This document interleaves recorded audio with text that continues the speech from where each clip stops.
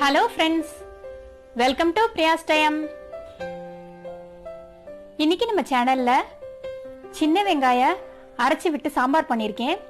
இது டிஃபனுக்கும் சூப்பரா இருக்கும், சாதத்தோடையும் ரொம்ப அருமையா இருக்கும். எப்படி பண்றதுன்னு வீடியோல போய் பார்க்கலாம்.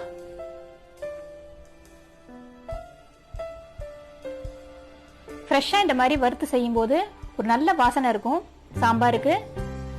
நான் 2 சொட்டு எண்ணெய் விட்டுருக்கேன். கடலைப்பருப்பு 1 டேபிள் ஸ்பூன், தனியா 2 டேபிள் ஸ்பூன், ஒரு அரை டீஸ்பூன் அளவுக்கு வெந்தயம்.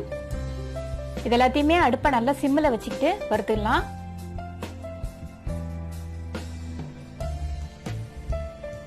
வரமிளகா ஒரு 4 எடுத்திருக்கேன். இதையும் போட்டு நல்லா பிரட்டிக்கலாம். தேங்காய் ஒரு அரை கப் அளவுக்கு எடுத்திருக்கேன். தேங்காயை நல்லாவே செவக்க வறுத்துடலாம். நல்லா வறுப்பட்டிருக்கு. இது ஒரு நல்ல வாசனையா இருக்கும். இதை ஆற வச்சு அதுக்கப்புறமா நம்ம அரைச்சிக்கலாம். நான் 2 டேபிள் ஸ்பூன் அளவுக்கு கடாயில எண்ணெய் விட்டுருக்கேன். ஒரு அரை டீஸ்பூன் அளவுக்கு கடுகு சேர்த்துக்கலாம்.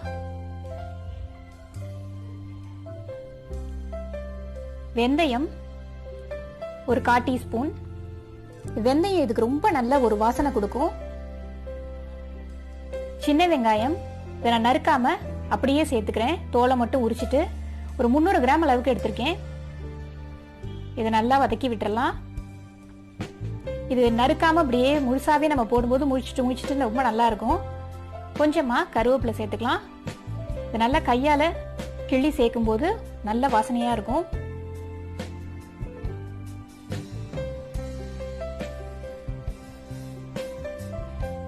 வெங்காயம் கொஞ்சமா நிறம் மாறிடுச்சு. இந்த அளவுக்கு இது வதங்கினாதான் அது ஒரு ஸ்வீட்னஸ் வரும் வெளியில. தக்காளி ஒன்னே ஒன்று நல்லா பெருசாவே கட் பண்ணியிருக்கேன். நம்ம இதுல புளித்தண்ணியை விட போறோம்.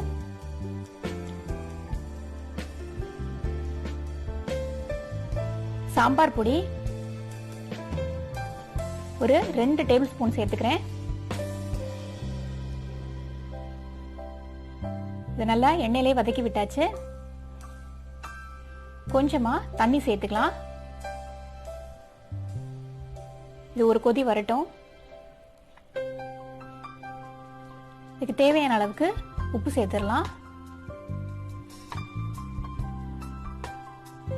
சின்ன வெங்காயம் வீடே நல்ல கமகமன் வாசனையா இருக்கும் சாம்பார் வச்சாலே. நான் ஒரு நெல்லிக்காய் சைஸ் அளவுக்கு புளி ஊற வச்சிருக்கேன்.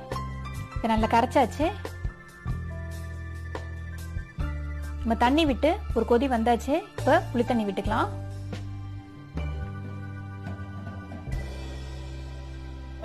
புளித்தண்ணியோட பச்சை வாசனை போக ஒரு கொதி வரட்டும்.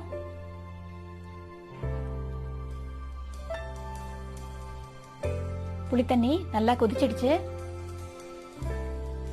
பருப்பு துவரம் பருப்பை மஞ்சள் பொடி போட்டு நல்லா குழைய வேக வச்சிருக்கேன். நான் ஒரு அரை கப் அளவுக்கு துவரம் பருப்பு எடுத்து நல்லா வேக வச்சிருக்கேன். இதை அப்படியே சேர்த்துக்கலாம். நம்ம கலந்து விட்டுட்டு கொஞ்சமா தண்ணி சேர்த்து இதில் விட்டாச்சு. இது நீங்கள் இட்லி தோசை எல்லாத்துக்குமே, உப்புமா மாதிரி இருக்கிறது எல்லாத்துக்குமே ரொம்ப சூப்பராக இருக்கும். சாதத்தோட பிசைஞ்சு சாப்பிடவும் அருமையாக இருக்கும். நம்ம வறுத்தது நல்லா ஆறி இருக்கு. இதை கொஞ்சமா தண்ணி விட்டு அரைச்சிட்டு வந்தாச்சு. இது பருப்பு ஊற்றி ஒரு கொதி வந்துடுச்சு.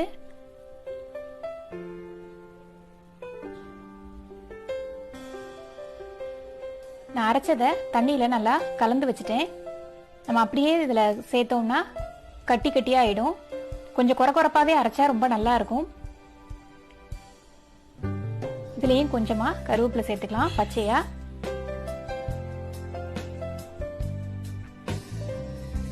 எல்லா சுவையையும் சேர்த்து கொடுக்கறதுக்கு வெல்லம் நான் ஒரு டீஸ்பூன் அளவுக்கு சேர்த்திருக்கேன். எல்லா சுவையுமே சேர்த்து கொடுக்கும். அது வெங்காயம் அப்படியே பார்க்க நல்லா இருக்கு.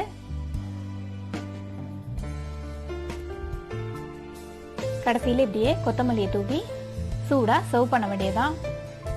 ரொம்ப அருமையா சின்ன வெங்காயம் அரைச்சி விட்ட சாம்பார் தயாராயிடுச்சு. நீங்க இன்னும் திக்கா வேணும்னாலும் வச்சுக்கலாம். இந்த அளவுக்கு இருந்தாதான் இது ரொம்ப நல்லா இருக்கும். நீங்களும் இதே மாதிரி செஞ்சு பாருங்க. வீடியோ பிடிச்சிருந்தா லைக் பண்ணுங்க. பிரியாஸ் டைம் சேனலை மறக்காம சப்ஸ்கிரைப் பண்ணிடுங்க. தேங்க்யூ.